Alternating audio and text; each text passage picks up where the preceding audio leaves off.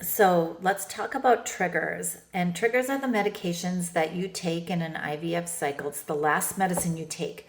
And it's really important because the trigger's job is to loosen up the eggs from the ovary so that when we do your egg retrieval, we can get it out.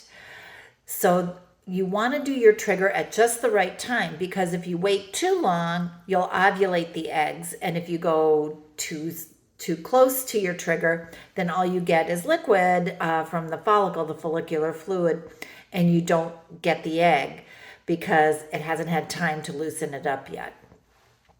So the sweet spot for a trigger is about 35 to at most 37 hours. That's where the egg is loosened up and you can get it out. And different practices do this different ways. My preference is to schedule my triggers for the most part at 35 hours.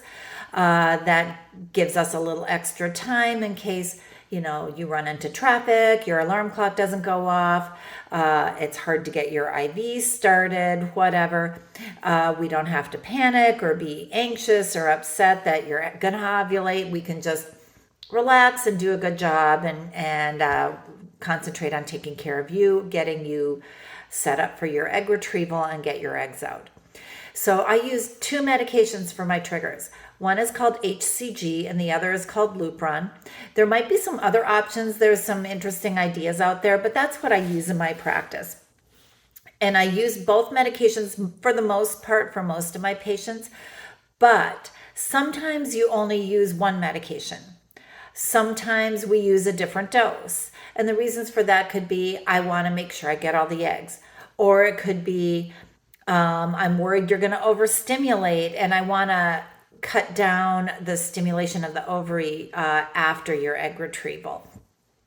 So it's really, really important when you get your trigger instructions to be 100% sure you know what time to take your trigger. You know what time to be there at the office for your egg retrieval. You know how to mix your trigger and exactly what dose you're going to take. And your trigger actually has medicine in it. Sometimes the triggers get shipped separately. Sometimes there's a manufacturing error and there's no medicine in the actual bottle. Sometimes you thought you got your trigger, but you didn't, and it didn't come with all your other medications. So really be sure you have all those things. Those kinds of problems are a lot easier to solve at 4:30 in the afternoon than they are at 11 o'clock on Saturday night when everything's closed. So that's my little spiel about triggers. I hope you have good luck with your IVF cycle and you get all of the eggs.